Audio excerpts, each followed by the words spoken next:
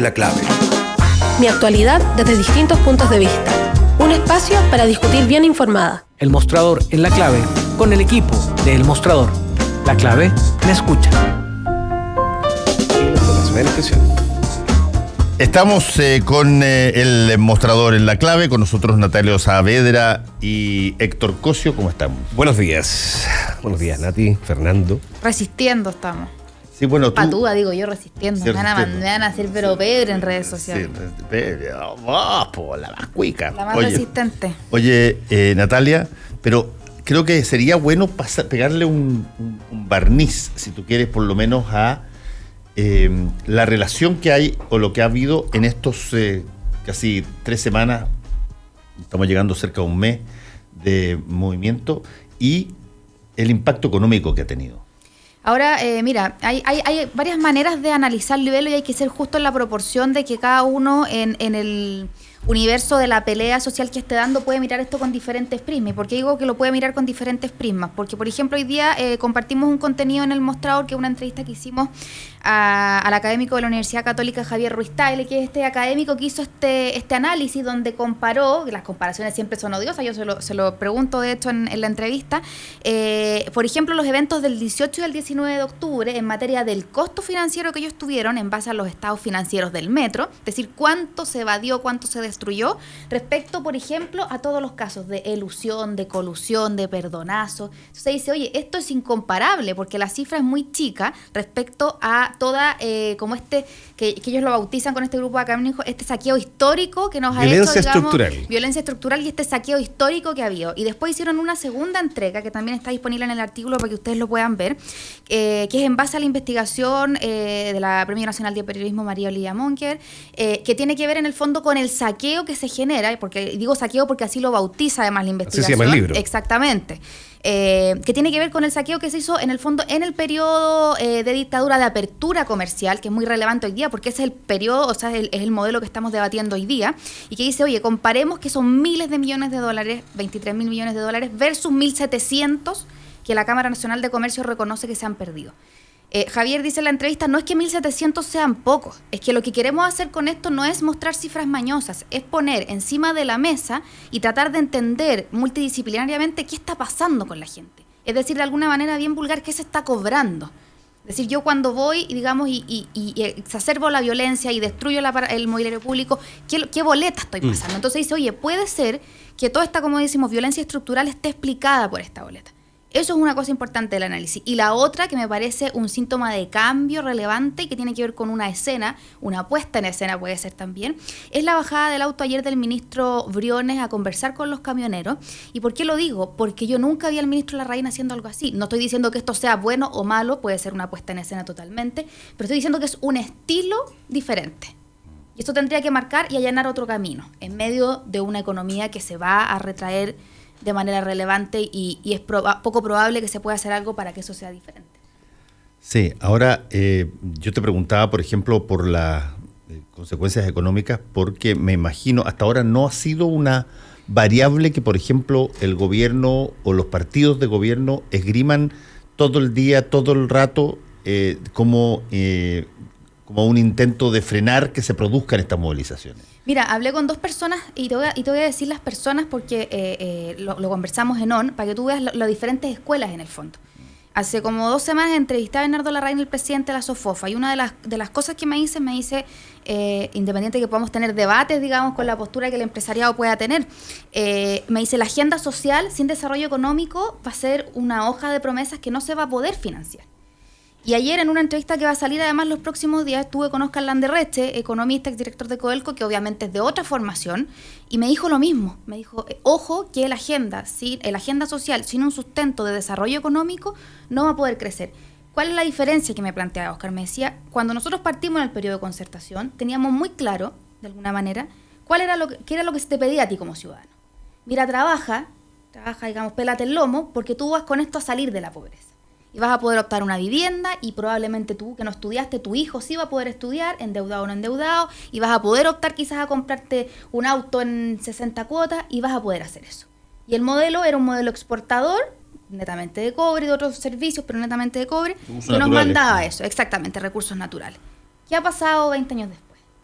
seguimos en lo mismo, pero el premio cambió. ¿Cuál es el premio hoy día? Estar ahogado, estar sobreendeudado, no poder llegar a tener porque ya pasamos ese eje de pobreza. Entonces hoy día el premio y la lógica parece que debería ser mayor igualdad. Y ahí nos perdimos, porque ahora tú le preguntas a la gente, ¿para qué lo que está trabajando? Y no es para salir de la pobreza. Sí, ahora, entonces ahora es confuso para la sociedad civil lo que el modelo económico le está exigiendo. Sí, pero a ver, convengamos una cosa que voy a usar tu mismo ejemplo. Cuando a ti se te pedía esfuerzo, qué sé yo, trabaja más y vas a poder comprender, el sistema, si tú quieres, que había sido diseñado, el sistema de una determinada manera, de alguna manera capitalizaba las posibilidades de ese esfuerzo, porque tenías un banco que te prestaba plata, por eso te premiaba, claro, te premiaba, tenía un banco que te prestaba plata, tenías una actividad industrial mayor o exportadora, pero cuando a ti te cambia el eje y lo que se pide es más igualdad, tú tienes que hacer que algunos cedan lo que tienen y distribuyan de una manera, de una mejor manera los beneficios que obtienen. En pocas palabras, tú dices, a ver, espérate, crecimos, pero crecimos desigualmente y por lo tanto tenemos que compensar y para eso tengo que sacarte privilegios a ti para dárselos a otro. Y eso de sacarle a uno para darle a otro... ese es el problema, que nos quedamos en ese status quo. Eso es una de las situaciones que genera las mayores de todas las resistencias. Exacto, estoy de acuerdo contigo, que nos quedamos en ese statu quo en el fondo. De ese premio, después la gente quedó a la espera, digamos, de quién cedía, como dices tú, Fernando, algo de privilegio para que en el fondo esa torta se repartiera de mejor manera. Y eso no llegó, no pasó. Sí, ahora entendiendo igual, buscando una respuesta a la pregunta que tú decías de cómo el impacto económico de alguna manera va a empezar a ser usado más como un argumento para poder ir bajando las tensiones y usándolo como un argumento más también político. Yo creo que eso lo vamos a ir viendo cada día más. Hasta ahora, el tema económico lo he visto efectivamente desde el punto de vista del estilo. Se está trabajando en el Congreso con esta cosa, digamos, de tratar de impulsar un impulso a las pymes. El tema de la reforma de haber dejado atrás, el tema de la reintegración, pero ese es un argumento que todavía se utiliza muy en lo técnico para ir solucionando nudos de botella. Pero el discurso mayor sobre cuánto ha sido el costo que esta rebelión, esta revuelta, como queramos llamarle, ha producido, va a ser un discurso que vamos a empezar a escuchar más frecuentemente, lo seguro, digamos, a partir de ya de ayer se partió más frecuentemente, porque a través de ese discurso se va a intentar también bajar la presión para poder disminuir la manifestación social y de alguna manera llegar a lo que se busca, que es ciertos grados de normalidad. ¿Y por qué digo que se va a utilizar más ese recurso? Porque ese recurso, digamos, político de hablar acerca de los costos que ha provocado esta revuelta, se va a empezar a usar porque ya está empezando a salir desde las propias bases. Hoy día en la mañana escuchaba hablar a unos dirigentes, digamos, de la CONAPYME, y él hablaba y decía, el impacto efectivamente en la pequeña y la mediana empresa es muy, muy alto. Lo que estamos pidiendo hoy en día no es que no se comprometan, algo que es histórico, que nos paguen en 30 días, sino que ojalá nos empiecen a pagar al contado, ahora, que factura pasada, factura pagada, porque si no nos hacen eso ahora, lo más probable es que no seamos capaces de resistir 1 o 2 meses como máximo. Y después le preguntan, ¿y cuántos empleos tú crees que se podrían perder bajo esta lógica? El ministro habla de 40.000. El periodista que le hace la pregunta, yo creo que pensaba que él iba a hablar, que iba a decir que eran menos. Y dijo, probablemente sean más. Porque no vamos a poder resistir. No podemos resistir. Y dijo, incluso algunas empresas que son medianas y más grandes empresas necesitan, los trabajadores no llegan, han bajado la producción del 90 al 80%, o sea, del 90% que producían, están produciendo un 25%, pero adicionalmente a eso, tampoco hay venta. Entonces, yo lo que sentí que estaba detrás del argumento de este dirigente de las ProPyme es una situación real. Es muy real, que todavía no ha sido utilizada políticamente. Lo que pasa y va a ser usada políticamente, creo que reiterativamente, a partir de este momento, porque lo que no hay y lo que vemos, digamos, dentro del gobierno, que no tiene discursos para poder salir primero a contener y también salir, digamos, a enfrentar la crisis que tenemos. El argumento original, que es el de la violencia, está agotado. Hoy día ese argumento va a ser trasladado al costo. No solamente al hecho, digamos, simbólico que perdieron sus empleos, que la gente que el saqueo, que el tema de la seguridad, eso va a ser trasladado a un problema económico concreto. Y ahí, cuando te empiezas a apretar ahí, cuando efectivamente se empiezan a despedir la gente, va a ser el gran argumento político para poder bajar la tensión. Eso es lo que yo veo, que así se va a empezar a utilizar ese recurso. Comparto y no comparto. Lo que no comparto, Héctor, es particularmente que para el gobierno está metido en un cuello de botella, porque cuando tú en el fondo es como cuando uno pelea con el marido vulgarmente y te termina echando la culpa a ti, ¿te has fijado? Como que confunden la discusión y te termina diciendo que la culpa era tuya, digamos, que llegó tarde a la casa.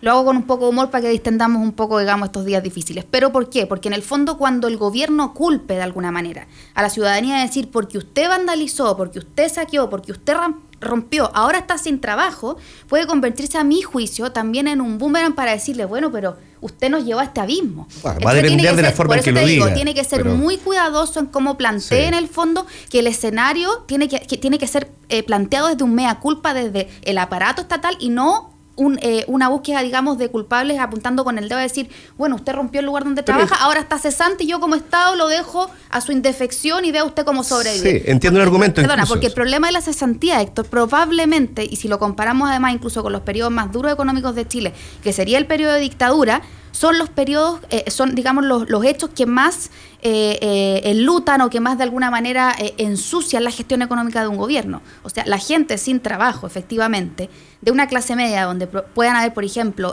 2 profesores con un salario, con uno que pierde el salario, esa persona puede pasar de estar en una clase media emergente a una clase de pobreza. Y eso se convierte además en una tremenda carga para el Estado. No, precisamente. O sea, eso es lo que te digo que va a empezar a utilizar.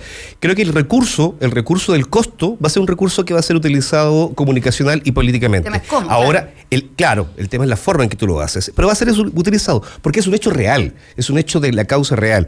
Ahora, que efectivamente se empiece a comprimir mucho más la economía y termine en desempleo, termine, digamos, en que las empresas no van a ser capaces de continuar su trabajo, eso no cabe la menor duda, y con un crecimiento que ya lo ha dicho el ministro Briones, que va en descenso muy acelerado, los costos políticos del decrecimiento económico siempre los paga el gobierno. Eso que lo está pagando la gente. Sí, que era lo que había pasado con el modelo ya, Héctor. Lo que quiero decirte es lo siguiente, es que en el fondo existe el argumento, existe el hecho real. Se está comprimiendo la economía. El tema de estas últimas 3 semanas está produciendo unos problemas feroces en todo lo que es la mediana y la pequeña empresa. Eso va a ser un argumento más para poder, digamos, disminuir la tensión, la violencia en la calle, de alguna otra manera va a ser utilizado. Pero finalmente, ese argumento y finalmente lo que está pasando dentro de la economía, que se va a comprimir, que la gente efectivamente va a perder su empleo, que los empresarios, los pequeños y los medianos están muy preocupados, eso se va a convertir en un problema mayor, va a ser un problema político muy grave. Ahora, lo que pasa es que aquí hay que poner en perspectiva, Héctor, que no nos olvidemos que este problema ya se venía generando, lo que pasa es que se venía relativizando su importancia. Acordémonos el año pasado, no sé si fue este año, que se cerró la naviera Marx, que despidió 1.500 personas, sí, que se claro. cerró Llanza porque dijo que ya no le cerraban los costos, que cerraron las fábricas locales de calzado. O sea, ya veníamos arrastrando una situación de despidos donde incluso varias partes de la ciudadanía advertía y decía, oye, esto nos está afectando, y el gobierno había relativizado los impactos de esa contracción económica que ya venía, ahora se profundiza y se cataliza, lamentablemente, pero ya la veníamos arrastrando y se había relativizado como diciéndole, bueno, usted aporta al progreso, que es lo que te digo yo, porque si no aporta y no emprende, la verdad, y que no se pone las pilas, la economía no va a crecer y un poco es culpa suya, no culpa del gobierno. Son los discursos que hoy día ya quedan obsoletos. Tú claro. no los puedes, digamos, poner sobre el relieve. Pero eso es lo que hemos venido hablando, se ve en perspectiva económica, pero también se ve en otro tipo de perspectivas.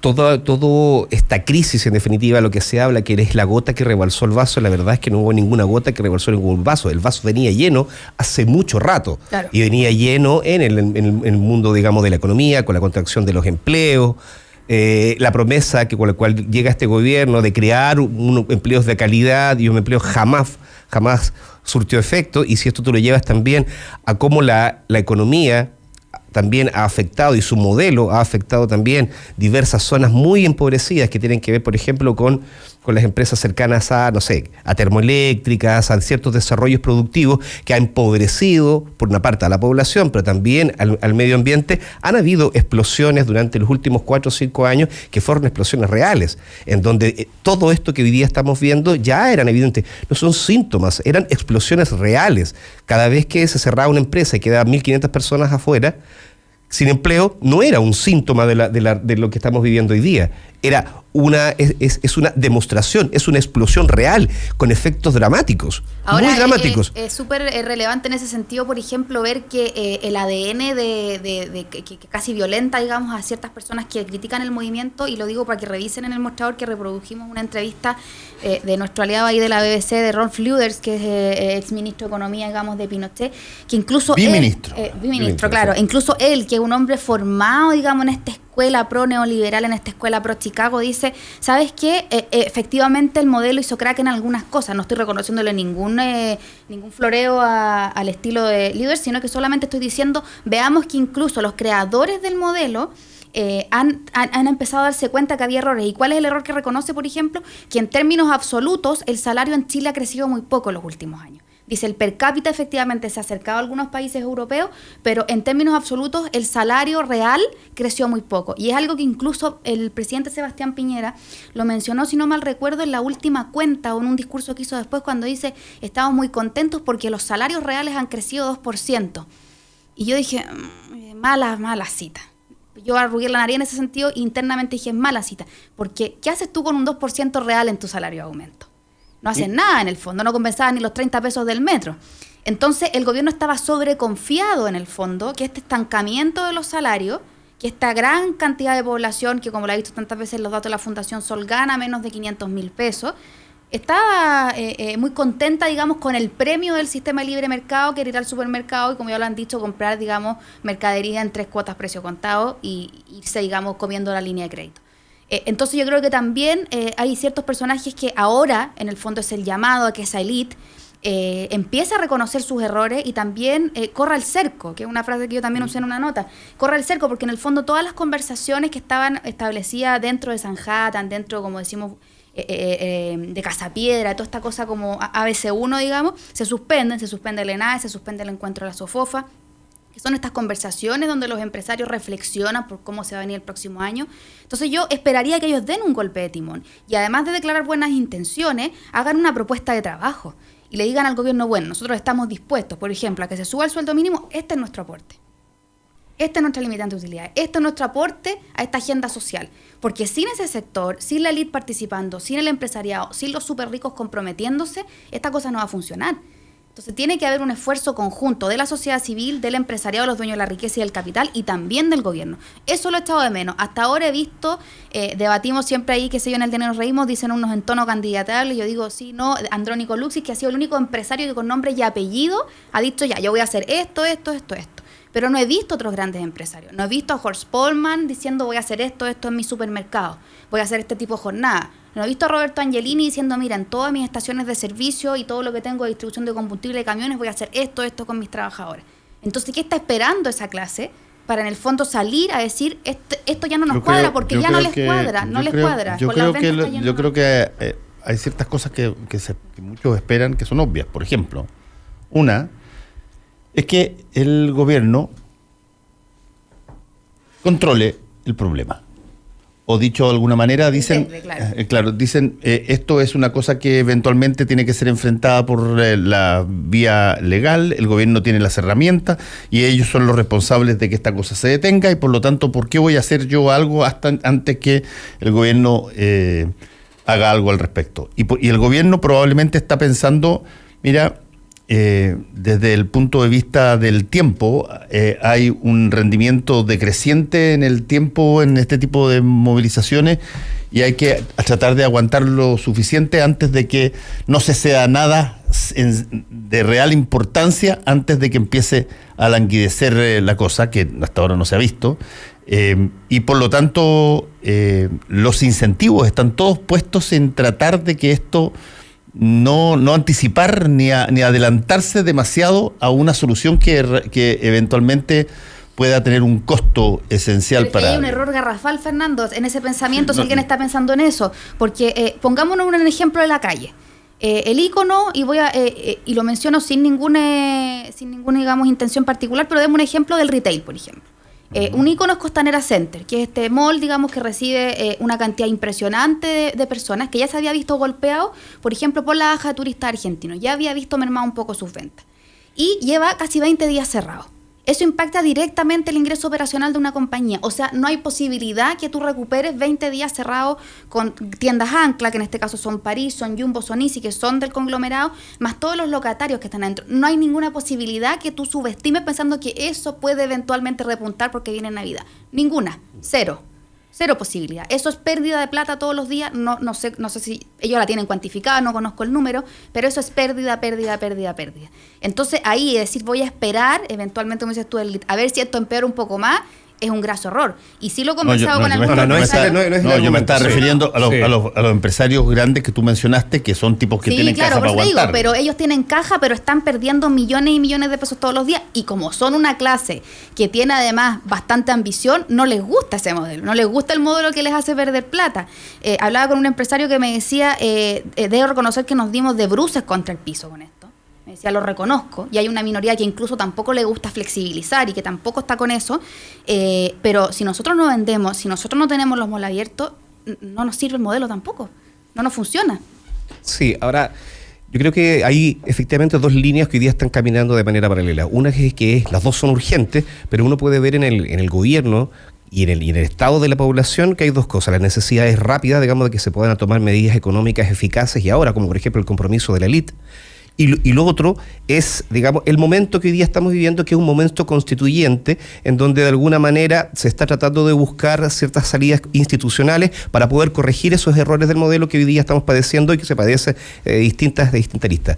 Lo que uno puede observar, o lo que ha podido observar en esta inmovilidad, en esta falta, digamos, de energía o de visión, también de comunicación con ciertos sectores del gobierno, con la gente del gobierno, con los empresarios, es que yo me atrevería a decir, ayer hablaba acerca de un guión, hoy día más bien me atrevería a hablar acerca de un movimiento, no sé si es una estrategia muy clara, pero hay una estrategia atrás, digamos, de no salir a hablar oportunamente, de no dar luces claras sobre una nueva constitución, porque en el fondo los plazos aquí son muy cortos, estamos hablando de plazos de 2 años. Si hoy día el gobierno, en este caso el presidente de la República, no da una señal política abierta, juntarlas a todos los actores políticos en función de de hacer una reforma a la Constitución para poder plebiscitar y llegar a una instancia constituyente, si eso no se hace, esos tiempos que se gana, porque en el fondo da la impresión que en esta idea de no tomar la iniciativa, de no tomar los todos por las astas, con el peligro de que se puede intensificar el problema, sobre todo en lo económico, y que sea un boomerang aún mucho más fuerte, ahí uno puede empezar a sospechar que hay una idea de que ninguna de las grandes cambios pasen.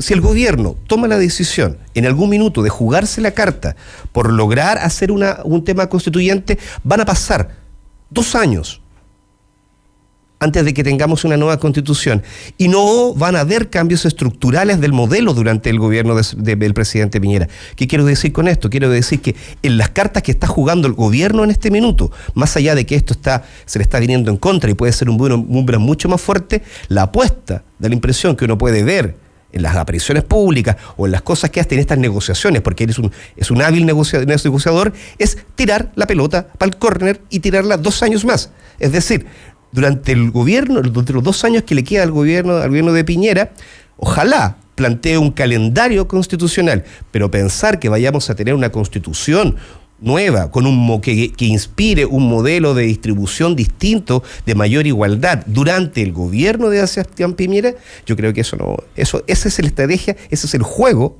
que está haciendo el gobierno en este minuto. Yo creo que en ningún caso, ninguno podría hacer un movimiento que derivara en una nueva constitución, no importa cuál sea el método en el corto plazo, ni uno. Ahora, más aún, eso quiero decir, más aún, no vamos a tener esto. Sí, pero está bien, pero yo creo que eso no significa que la gente no acepte, si es que efectivamente se produce una real posibilidad de cambio constitucional, no entienda que los tiempos que se necesitan son amplios. Eso es perfectamente posible. Tú puedes transformar la elección del próximo año en la creación de un grupo constituyente, o lo puedes hacer a través de una asamblea, o lo puedes hacer y vas a esperar. Pero ¿cómo bajas la tensión? Ese es el punto. ¿Cómo bajas la tensión si sabes que en 2 años no vas a hacer ningún cambio? ¿Cómo bajas la tensión si sabes que no tienes la comunicación? No, que estás equivocado. Estás equivocado. No confundas dos cosas. Una cosa es que no haya una nueva constitución hasta 2 años más tarde, y otra cosa distinta es que no se convoque a deliberar por parte de la ciudadanía sobre lo que debe ser. Debe haber un calendario. Eso es algo que se podría eventualmente, si se quisiera, porque todo esto parte de la base de que hay disposición. Pero si hubiese disposición en algún momento dado, eso es algo que se puede materializar relativamente rápido. Tú puedes empezar a iniciar. De hecho, ya están espontáneamente saliendo un montón de cabildos y un montón de cosas que tú podrías perfectamente aumentar, darles carácter vinculante, hacer que conversen unos con otros, generar una serie de... Necesitas un consenso político transversal, y esa señal no se ha dado. Esa es la señal que se está tirando para el córner. Porque esa es la carta, ese es el juego. Es la última carta. Exacto, a eso me refiero. A eso me refiero. Mientras para el gobierno del presidente Piñera y para el factor ideológico de su sector de apoyo, esa es la última línea de defensa, que es no me toquen la resistencia. No me toquen la resistencia. Por lo tanto, todavía no están las cosas, creo yo, como para que se acepte el que eventualmente se pueda generar una constitución por primera vez en Chile genuinamente democrática, con la intervención de la ciudadanía más los miembros constituyentes que corresponda, a través de finalmente un plebiscito que la legitime. Todavía no. El presidente se ha abierto a hablar de reformas a la Constitución, y eso es escoger qué cosas, una aquí o esta otra acá, eventualmente se podrían reformar, cosa que no va a cuajar con lo que está pasando. Pero tú no sabes cuál va a ser el movimiento de todo esto, porque tú tampoco veías hace 2 semanas atrás gente de Chile Vamos que estuvieran diciendo, mira, ¿sabes qué? Nosotros no hay por qué temerle a una nueva constitución. Allanémonos a eso. Cierto sector de Renovación Nacional, aumentado. Sí, pero están hoy día y no estaban antes. Entonces, desde ese punto de vista, el problema no tiene que ver con el tiempo que se puede materializar la promesa. Lo que importa es que el proceso, la gente sienta que se inició. Ya, pues, y ahí está la carta, eso es lo que digo. Ahí está la carta, ese es el juego que está haciendo. Por eso que no hay un guión, hay un juego de ajedrez, hay una estrategia que se está haciendo. ¿En qué momento se juega esa carta? Esa carta tampoco puede jugarse en un tiempo demasiado prolongado, porque van a empezarse a agudizar otros problemas, como por ejemplo el problema de un desempleo mayor. Es decir, son muchas condicionantes que hoy día van a hacer que el momento que se lance esa carta va a ser determinante. Y dime una cosa, te lo pregunto a ti, Natalia. No estoy respondiendo preguntas hoy día. El tema es el siguiente. ¿Tú crees que si efectivamente pasa eso que tú estás diciendo, se te deteriora la relación económica, etcétera, la gente va a decir, chuta, ¿sabéis qué? En realidad la cagamos. Somos nosotros los culpables por haber salido a protestar. No va a pasar eso, pero sí creo que es clave, que algo que ya nos vamos yendo a la pausa, pero se los voy a explicar a la vuelta, y que creo que está perdiendo el gobierno, es negociación. Eso es lo que es lo clave. Y no se lo digo respecto a la negociación con la sociedad civil, sino a un par de personajes dentro del gobierno que tienen una inmensa capacidad de negociación con la élite, y les voy a recordar después algunos episodios, y que es muy importante que salgan ahora a la cancha a buscar a esa élite. Que tan cachudo. Oye, sí, volvemos en un ratito. Transitamos por las grandes avenidas de la información y opinión. Recorremos los suburbios de la actualidad y conversamos con los habitantes que hoy marcan la pauta. Encontrémonos en Metrópolis, de lunes a viernes desde el mediodía. Junto a Felipe Bianchi y Rodrigo Gómez. Por la 92.9 FM y en radiolaclave.cl. La Clave me escucha. Disfruta tu mañana y tómate un momento Marley Coffee. Con granos orgánicos tostados al sol, tienes en tus manos mucho más que una taza de café. Prueba el aroma del verdadero café natural, 100% orgánico y sin pesticidas.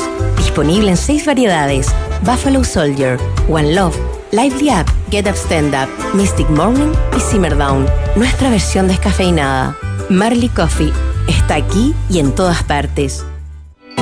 Para hacer un buen negocio, necesitas ser un gran anfitrión. Para organizar un seminario productivo, debe elegir el lugar correcto. Visite Hotel Nogales y compruebe que superamos sus expectativas. 5 salones de hasta 300 personas con equipos audiovisuales, estacionamiento y Wi-Fi de alta calidad. Cotice en hotelnogales.cl o al 2233 56 958. Hotel Nogales, Los Nogales 741, Providencia. Patti Smith, la artista ícono del punk rock, por primera vez en Chile. 18 de noviembre, Teatro Caupolicán.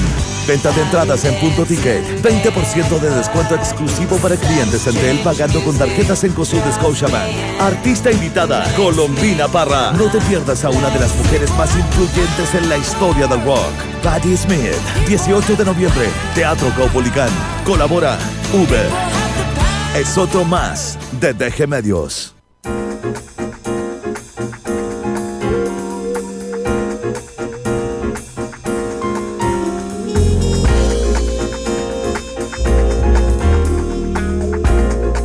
Vamos con el mostrador en la clave, Héctor Cosio, Natalia Saavedra. Ya, Natalia. A ver. Oye, ya que se ríen de mi suspenso, de mi... No, yo les decía que, mira, me extrañó a mí en el cambio de gabinete y me extrañó de qué punto de vista que yo pensé que Piñera iba a utilizar una carta, porque yo digo que es clave la negociación. Porque si ustedes se remontan a los primeros meses de gobierno, yo me acuerdo de una pauta muy masiva que hubo en el sur del país, o en Santiago, no me acuerdo dónde fue exactamente geográficamente, pero donde Alfredo Moreno, como ministro de Desarrollo Social, convoca una mesa interdisciplinaria y convoca a los empresarios. ¿Y por qué les digo que esa pauta fue tan clave en su minuto? Porque Alfredo Moreno, un hombre que viene de la élite, que viene incluso de los grupos, digamos, más criticados de la acumulación de riqueza, logra convocar a empresarios que inéditamente no salen a la calle. En esa pauta estaba, por ejemplo, Lázaro Calderón, dueño de Ripley, un empresario que hace años uno no ve en los venados, que hace años, digamos, no salía. Estaba Sayé y había un montón de empresarios que le contestaron el teléfono a Alfredo Moreno y dijeron: yo voy a ir a hacer este pacto social. Empresarios que además después se repitieron en esta suerte de negociación que se frustró, que tenía que ver con el plan Araucanía. ¿Quién apareció de nuevo ahí que hace años no aparecía en la escena pública? Eleodoro Mate. Eleodoro Mate, que no lo veíamos y no le interesa mezclarse con la gente ni siquiera en los venados porque ya son muy rasca para él. Ya ni siquiera aparecen en ese tipo de pauta. Y esos empresarios habían salido a conversar con el gobierno en algún minuto a través de Alfredo Moreno. Entonces, ¿por qué digo que la negociación es clave? Porque en el fondo la negociación del gobierno tiene que decirle a los empresarios: esta cuestión hizo crack. Esto así no funciona para nadie, como dice Héctor. Con estos niveles de violencia, de cesantía que se pueden generar, de, digamos, contracción económica, de I+C negativo, no cuadra para nadie, especialmente para el gobierno, pero especialmente para el empresariado.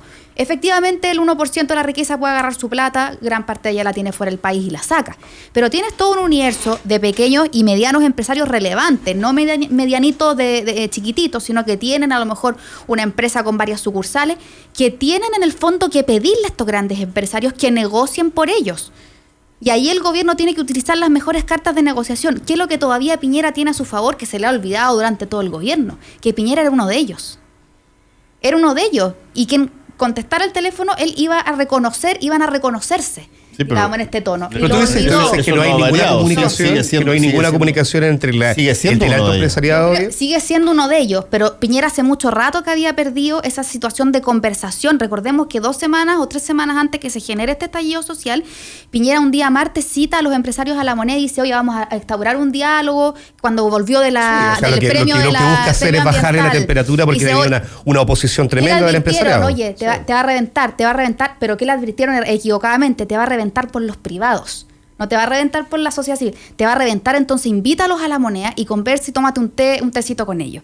Pero hasta ahora lo hemos visto tomando el té, pero no lo hemos visto allanando ningún tipo de acuerdo relevante. ¿Y por qué menciono a Moreno? Porque si Piñera eventualmente no tiene la capacidad, no lo hemos visto. No lo hemos visto en general. Tiene otras personas en el gabinete aún que tienen esa llegada con el sector privado que podría decirle: ¿qué tenemos que hacer? Negociemos. Porque esto así no cuadra. Entonces, ¿qué vas a ceder tú, como dice Fernando, para que eventualmente esta cosa te cuadre? Obviamente las negociaciones son duras y van a pedir algo a cambio. El tema es que eso hay que transparentarlo y tener claro qué es lo que estamos canjeando respecto a ceder ese espacio. ¿Y por qué lo digo? Alguna vez lo conversamos. Por ejemplo, reducir las tarifas de los TAC o de las autopistas no va a ser gratis. Las concesionarias no se van a sentar en la mesa. ¡Qué bueno, me va a reducir la utilidad! Ellos van a pedir un canje. Transparéntenos cuál es ese canje. ¿Es un contrato más largo? es estirar, digamos, el plazo de concesión. ¿A cambio de qué vamos a negociar esas condiciones? Porque si las condiciones de ceder espacio para el empresariado y para la élite en 10 años más van a ser peores que las que tenemos hoy día, la boleta que se va a pasar va a ser mucho peor. Entonces es súper importante que además en esa negociación sea transparente. Baja el TAS. ¿A cambio de qué, concesionaria? Pongamos las cosas sobre la mesa. Si la gente ya no está para subestimar, que no va a entender nada de lo que está pagando y de lo que está pasando. ¿Vamos a congelar las tarifas de las eléctricas? ¿A cambio de qué? ¿O vamos a creer que la eléctrica va a bajar la utilidad? Eso supone que el presidente quisiera llegar efectivamente a tener ese tipo de conversaciones. O sea, es que no veo otra salida. Sí, pero eso supone, digamos, ese paso, porque además también tienes el problema que es un problema político, porque por una parte, claro, todo tiene que ver de cómo tú readministras y redistribuyes todo el tema económico, porque efectivamente ahí es donde está apretando más el zapato, pero para eso también tienes que ceder concesiones que son políticas, que son concesiones doctrinarias. Entonces, por una parte tienes al gran empresario con el cual tienes que, claro, llegar a un acuerdo, llegar a ese tipo, digamos, de acuerdos, ver, digamos, cómo compensamos, qué te doy a cambio, pero también tienes a un gran grupo de representantes de ese sector económico que son políticos, que no están dispuestos a hacer tampoco ese avance. Y ahí es donde están las famosas concesiones doctrinarias que tienen que hacer para poder llegar a esos arreglos. Y mientras tú tienes a un grupo, por ejemplo, poderoso, que es el grupo al cual el presidente siempre le está hablando, que no quieren movilidad de la Constitución, que no quieren cambiar las reglas del juego, porque en definitiva son un montón de reglas del juego. No se trata simplemente de reactivar la economía para poder repartir mejor. Para poder hacer eso, tienes que establecer consensos políticos para llegar a eso. Y ahí los empresarios te pueden decir, yo pongo la plata, hacemos esto, hacemos este cambio, pero si tú no haces un trabajo político en donde cierto sector haga concesiones en función, digamos, de lograr una mayor, digamos, igualdad, vas a volver a chocar con la pared. O sea, en el fondo, ¿qué es el problema que uno ve? Que el presidente efectivamente no está conversando porque tiene muchos frentes simultáneamente. Claro, pero ahí lo clave, Héctor, es pensar, y yo ahí quiero tener un exceso de positivismo en pensar que el país así no le funciona a nadie. No le funciona a los empresarios, no le funciona a la sociedad civil, no le funciona a la política. Entonces la única alternativa y la más urgente, en primer lugar, como dices tú, si la política es el bache, es elegir nuevos representantes en el Parlamento, es elegir un nuevo presidente que haga nuevas leyes, lo primero. Y lo segundo es además exigirle a esa clase empresarial, exigirle a esa élite que de una vez por todas se paren en una conferencia de prensa o como ellos quieran hacerlo en una carta y digan, ¿sabe qué? Nos equivocamos, no nos vamos a coludir más, ¿ya? No voy a fregar más a la gente con el precio del papel confort, ni voy a engañarlos más con el precio de los medicamentos, porque eso fue un abuso. Y al próximo empresario que haga eso, nosotros mismos vamos a propender a que con la nueva ley, que existe una nueva ley de penas de colusión, se vaya a la cárcel. Exceso de positivismo, efectivamente. Exceso de positivismo, por supuesto que es un exceso de positivismo, pero lo que quiero decir es que el país así de no le funciona. De optimismo estamos hablando, ¿verdad? Porque positivismo. Sí, de optimismo. Sí. Pero lo que quiero decir es que el país así no le funciona y tampoco le funciona al empresariado. Si yo he estado en conversaciones con ellos y me dice esta cuestión, como te doy el ejemplo de Costanera, con 20 días tampoco me resulta. Incluso con este modelo que me protege, como dices tú, con esta constitución que me protege, el país no me funciona porque ayer los carabineros estaban parapetados en 2 centros comerciales del sector oriente para que no les quemaran la inversión, que son miles y miles de millones de dólares, con las acciones además del retail al suelo en la bolsa. Entonces lo que digo yo, quiero ser excesivamente optimista en pensar que la política, el empresariado y el gobierno va a entender que para nadie está funcionando. Sí, pero el problema está en que si es que esto fuera solamente una cosa de medidas, solamente una situación de a ver qué se mejora aquí, qué se mejora allá, yo te podría entender, Natalia, que efectivamente el gobierno se allane a hacer ese tipo de cosas. Pero cuando la cosa avanza y te dicen, mira, ¿sabes qué?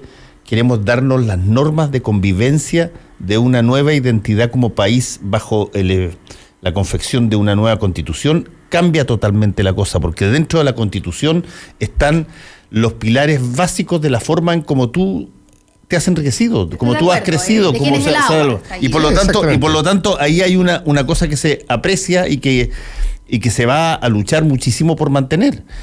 Si no es casual que cuando ahora ha aparecido mucho en las redes sociales, cuando Jaime Guzmán sincera que en la Constitución se generó un mecanismo que hiciera posible que incluso si es que los adversarios ganaran el gobierno no tuvieran los quórums necesarios para poder reformarse sinceramente la Constitución o de fondo la Constitución. Cuando lo plantea así es porque ahí está el verdadero núcleo del corazón del negocio. Sí, estoy súper de acuerdo en esa profundidad que ustedes plantean y como plantea Héctor, que se necesita una conversación mucho más profunda, que se necesita un análisis del modelo, digamos, en su ADN, en su visceralidad, mucho más importante, y que es lo que tú planteas. En eso el gobierno está tirando la pelota al córner. Tú dices en lo esencial, digamos, donde no quiere, y cuidado con que sea solo lo cosmético. Pero lo que digo yo, no veamos que en el fondo aprovechar este momento para presionar a esa elite, para presionar a ese empresariado a que dé un montón de signos, de síntomas, que mejoren el ánimo económico, que mejoren el ánimo de sus trabajadores, es como aprovechemos el envión. Yo sé que eso es menor respecto a la profundidad de la reforma que se requiere, pero lo que digo es aprovechemos el envión. Pero es que están contra la pared, por decirlo de alguna manera. No creo que es nada de menor, porque precisamente es la forma que uno puede ver esto, y ahí es donde también comparto contigo el optimismo, y yo creo que mucha gente también. Si en el fondo todo este movimiento que hemos logrado ver, mucha de la gente que sale en la calle, mucha de la gente que está reflexionando, lo que están sacando análisis, y también el gobierno que se encuentra contra la espada y la pared, tiene que, lo piensa, o sea, esto o se va al precipicio definitivamente y no sabemos en dónde va a terminar, que es un poco lo que estamos viendo hoy en día, que nadie ve salidas concretas respecto de nada, o lo tomas como una oportunidad.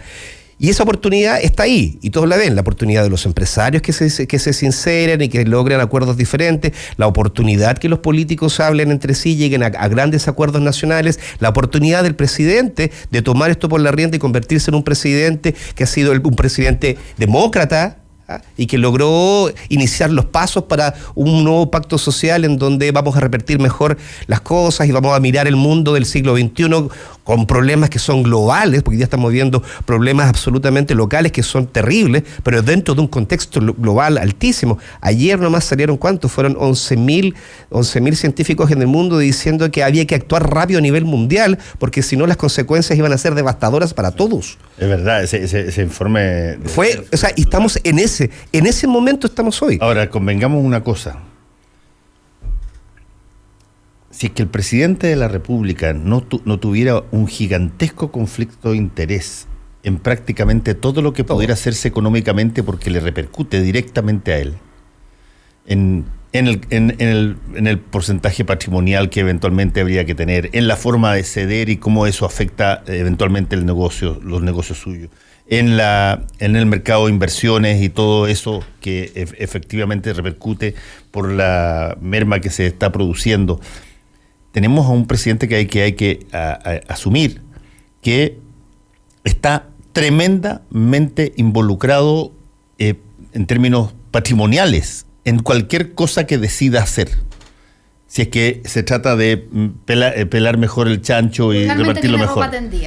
Exacto. Y por lo tanto, desde ese punto de vista, yo no te digo que no vaya a ocurrir, pero es una situación muchísimo más, si tú quieres, difícil que para alguien que eventualmente tenga el estatus básicamente común de lo que han sido básicamente los presidentes de la República históricamente, de derecha o de cualquier otro signo político. Esta es una anomalía, el que tú tengas a uno de las personas más ricas de Chile, más ricos de Sudamérica, como presidente de la República, porque todo lo que tenga que hacer en términos de generar una mayor condición de equidad implica necesariamente, si se hace con honestidad, que tú tengas que perder tengas que perder patrimonio. Claro, lo que pasa es que lo que te digo ahora se entiende que efectivamente ningún empresario en sus 5 sentidos va a querer perder patrimonio, porque le daríamos ese beneficio de la duda si por tanto tiempo lo han querido, digamos, mantener inamovible. Pero el problema que digo yo, que hablaba ya con una persona, decía a la gente que no está participando, que eventualmente está más retraída, la marcha no te molesta hasta que llega a la puerta de tu casa, ¿cierto? Eventualmente. Entonces, esto ya llegó a la puerta de la casa del presidente, literalmente, pero además va a golpear sus negocios. Porque eso es lo que digo yo, ese es el envión que hay que aprovechar, decirle, bueno, pero esto tampoco te cuadra, porque tú no estás vendiendo, tú no estás facturando con este país. Los mejores momentos para negociar es durante el conflicto. Exacto, eso es lo que digo yo, porque eventualmente incluso para esa acumulación patrimonial, a los grandes capitales, a un Lux que tiene SSU y que vende bebidas en los supermercados, literalmente no les sirve el supermercado. Tu punto es que en el fondo no puede no negociar. negociar. No pueden no negociar y ese es el problema. La negociación debe ser muy inteligente para aprovechar eso y decir, a ver, cómo mientras llega lo que dices tú, esos 2 años de calendario, esos 2 años de una reforma profunda, ese acuerdo político más relevante, yo aprovecho de mover las piezas porque este país así, incluso al patrimonio del presidente multimillonario que tenemos, con una fortuna Forbes de 2.800 millones de dólares, según el último informe, tampoco le funciona, porque también le mete la mano al bolsillo de su patrimonio, y eso lo incomoda. Aprovechemos que está incómodo. Y que no quiere perder patrimonio, bueno, y que eso sea una forma entonces de negociar ciertas condiciones. ¿Y será la élite quien tome esa iniciativa y que presione al gobierno para llegar a esos acuerdos? A la élite no le gusta perder plata, y está perdiendo plata. Eso es lo que te digo yo, mi exceso de positivismo. Están perdiendo plata y no les gusta. Optimismo. No, oye, pero en todo caso, a mí me ha sorprendido que haya salido personas, incluso dentro de Chile Vamos, que de repente digan, ¿saben qué? Lo del pacto social o el nuevo pacto social de pronto habría que discutirlo. El bono de dignidad, dices tú, por ejemplo. Que No. Me gané varias apuestas al respecto, pero el hecho de que se vuelva a recurrir a un bono, por ejemplo, como este bono de dignidad, o que se compensen una serie de cosas con platas que no son obtenidas a través de una mayor recaudación o una mayor cuota de en términos de los grandes poderes económicos, sino que salgan de una por ejemplo el asunto de las contribuciones, que eventualmente salgan de los propios personas que tienen claro, eso es una mayor recaudación. Claro. Tú vas a estar mirando cada una de esas, si tú quieres, de esas medidas que se propongan como soluciones para ver, a ver, qué tanto efectivamente me beneficia, pero además, ¿de dónde sale esa plata?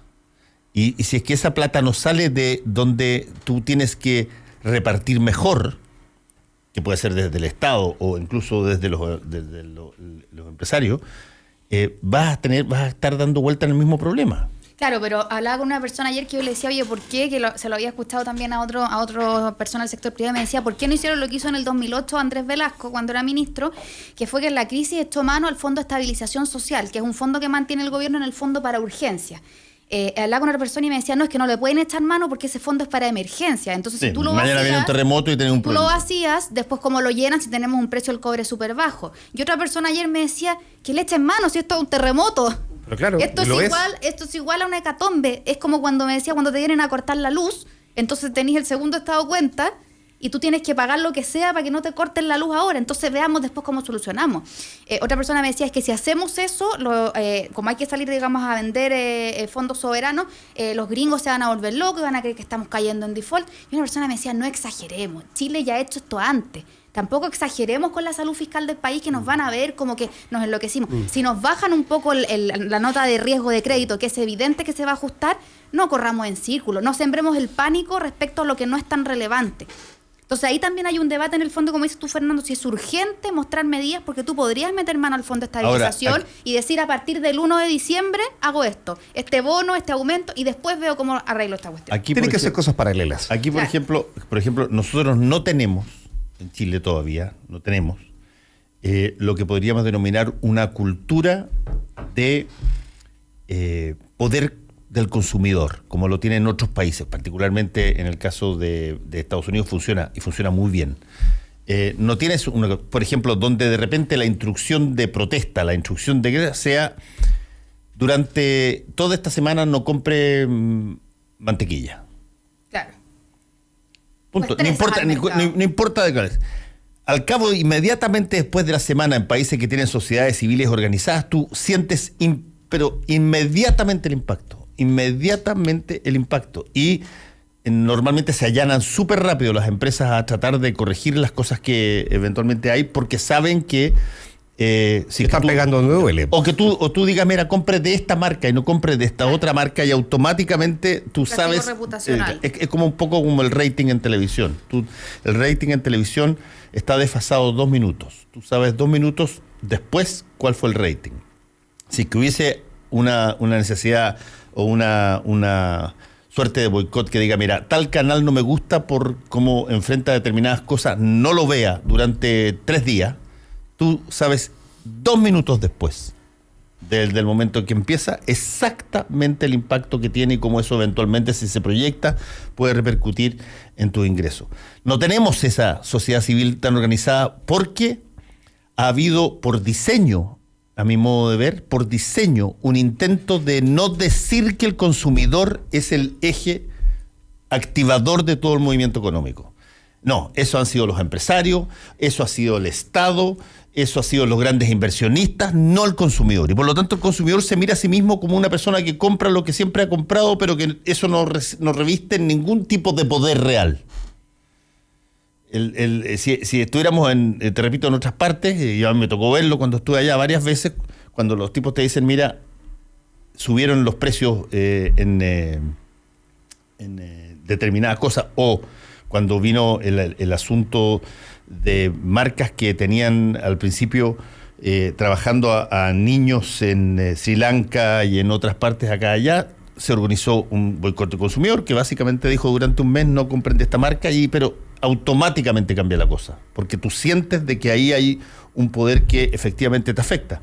No tenemos nosotros esa disciplina de consumidor porque ha sido por diseño, a mi modo de ver, creado ideológicamente el que como consumidor tú en Chile no tienes poder. Pero además también, Fernando, yo creo que ha sido creado un modelo en el que sientes tú que el mercado en ciertas secciones te está haciendo un favor.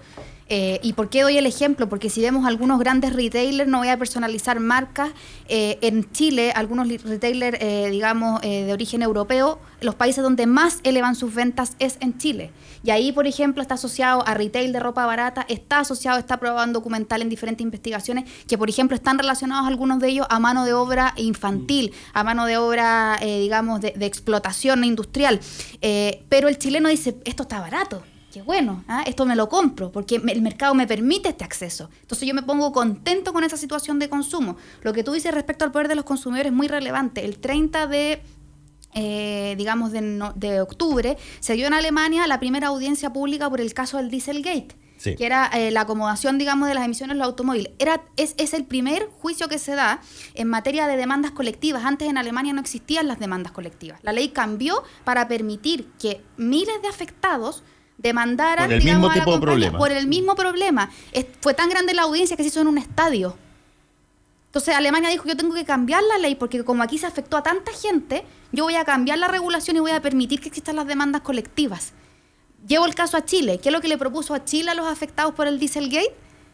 Una propuesta que está en la página web de Cernac, que son 17.000 pesos en un bono y el taxi para llevar el auto para que te revisen la cuestión de emisiones, el taxi privado. Sí, el bono y el parche. El bono y el parche. Uno dice ahí, bueno, como dices tú, ¿quién le hace el favor a quién? O sea, falta que yo le pida disculpas, a la empresa cuando se colude. Perdóneme, no le compré más pollo cuando estaba coludido, disculpe. Sí, ahora el tema de los parches y no es tan solamente el mercado, porque una de las cosas que ha pasado también, y quiero volver al tema de las medidas, que claro, no son medidas, tienen que tomarse decisiones mucho más profundas que efectivamente tengan un golpe simbólico importante, pero también que ayudan a alivianar la carga de la gente. Simultáneamente se desarrollan los procesos políticos de acuerdo, a cambiar en un futuro, ojalá no muy lejano, la Constitución.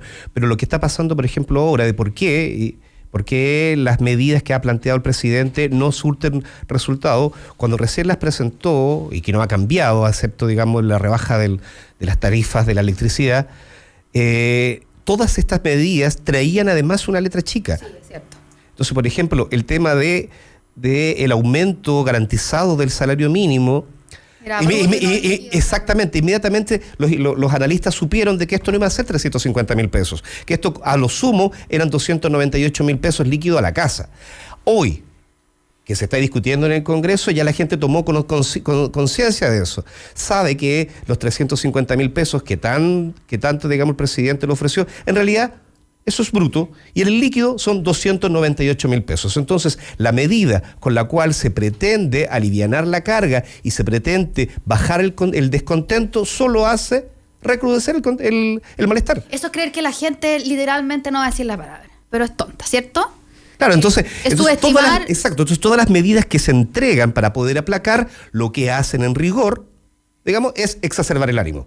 Porque hoy día ya nadie... Te sientes burlado, exactamente. Entonces, pero calcula una cosa, para volver al tema del consumidor. Aquí tuvimos colusión de pollos. Aquí tuvimos colisión del papel tissue. Medicamento. ¿Ya? Tuvimos colusión de medicamentos. Pañales, que son... y además tuvimos ilusiones. Pero me voy a concentrar en la colusión. Me voy a concentrar en cosas que son directamente un atentado al consumidor. Que es una manipulación de precios contra el consumidor. Y yo te puedo casi asegurar que después de pasado el momento de euforia... Seguiste comprando. Tú debes haber vuelto perfectamente a la base. Alguien me podrá señalar, oye, pero es que son los únicos que ofrecen pollo. No es verdad. No es lo único que ofrecen pollo. Son los únicos que ofrecen papel confort. No son los únicos que ofrecen papel confort. Puede ser un poco más incómodo que llegues a comprar otra cosa, pero son los únicos que ofrecen, las únicas farmacias que ofrecen remedio. No es verdad. Tú podrías transmitir el mensaje como consumidor, como ente indispensable del mercado económico para decir, no acepto que abusen de mí, porque esta ruptura de confianza pública la materializo en que yo cambio mi modo de comprar porque yo tengo la plata disponible todos los meses, pero en vez de comprar aquí voy a comprar en la farmacia del barrio. ¿Pero qué es lo que pasa ahí? Termino al tiro. Digo, puede ser que no sea lo suficientemente grande el movimiento, si tú quieres, pero se siente instantáneamente. Instantáneamente tú lo sientes. Es como cuando a ti tú tienes un problema de una epidemia en una determinada alimento en un momento dado, como fue el caso del cólera, ¿tú te acuerdas? El cólera, que se construyó una tremenda campaña para intentar pasar. Pero yo conozco hasta el día de hoy a gente que dejó de comer lechuga, por ejemplo, que se asustó con el asunto del cólera. Sin embargo, nosotros, como no tenemos conciencia de que somos consumidores y que eso tiene poder, a eso es lo que voy, que eso tiene poder, nos damos todo tipo de explicaciones para después volver a hacer la conducta tradicional de compra y de Pero yo creo que se suma otro comportamiento, Fernando, que es el comportamiento más triste, más mezquino que la sociedad nos explica. Tú efectivamente se colude el pollo, volvamos al ejemplo, se colude el pollo y tú sabes que tales marcas, digamos, ojalá no las compres y resistes cierto tiempo eventualmente. Entonces tú recibes el día 30 tu salario de 450,000 pesos, alguien afortunado que recibe ese salario y va al supermercado con su presupuesto de unas 60, 80 lucas para que le cuadre el mes. Entonces hay un cartel grande que dice pollo, entre paréntesis, exacto, el que se coludió a 1,000. ¿Y tú qué es lo que dices? Te ilumina y dices, está barato, me alcanza para este pollo, no me importa que se haya coludido, yo voy a echar 80 pollos. Y no lo puedo culpar. Yo tengo que comer. Y no lo puedo culpar por eso. Por eso te estoy diciendo, no lo puedo culpar por eso. Y el mercado además no. Pero el hecho que hace, ¿qué es lo que hace? Eso porque tiene una posición de mercado muy grande, pero lo que hace es que la queja que tú la queja que tú probablemente podrías haber materializado en una cosa que eventualmente te costara igual, más barato más adelante porque tú persistías en la conducta, tú la cambias a aprovechar la venta porque estás en situación de necesidad. Claro. Estás en situación de necesidad. Y por eso es que en situaciones como esta de gran constricción de presupuesto, terminan ganando las personas que incluso puedan coludirse e ir contra la confianza pública. Exacto. Ahora, en los primeros 4 o 5 días de la gran crisis, uno de los ejemplos que tuvo mucha gente es que es posible no hacer eso. O sea, cuando los primeros días estaba, y todavía, todo cerrado y la gente empezó a comprar en el almacén de al lado. El almacén le vende la misma gran compañía. Sí, pero lo que quiero decir, le vende la misma compañía, pero quiero decir que en el fondo la gente se dio cuenta también en estos pocos días que hubo de gran crisis que no necesariamente tenía que, como no tenía acceso a los grandes supermercados, podía elegir productos alternativos. No estoy diciendo que el mismo pollo, pero por ejemplo, el fenómeno de la vega creció, no sé, en un 300%, y ahí y la gente no iba a los supermercados, habían filas enormes, me tocó ir el fin de semana a La Vega, y habían filas enormes en pequeños, en pequeños establecimientos vendiendo de todo, vendiendo aceite, vendiendo harina, vendiendo pollo, todo. Entonces, efectivamente existen las fórmulas, están en el mercado otros productos más baratos, pero hubo algo, no sé si eso va a durar, pero en esos días te tienes que creer el cuento de que la base, lo que activa todo esto no es necesariamente quien te ofrece el producto, sino que quien te lo va a comprar. No, claro, tienes que creer eso, pero hubo una pequeña experiencia que ojalá, digamos, esa experiencia vaya a ser un poco más duradera. Muchas gracias, Natalia, gracias, Héctor, volvemos en un ratito. Actualidad con ojo crítico. La información desde distintos puntos de vista. Fue El Mostrador en la Clave, con el equipo de El Mostrador. La Clave me escucha.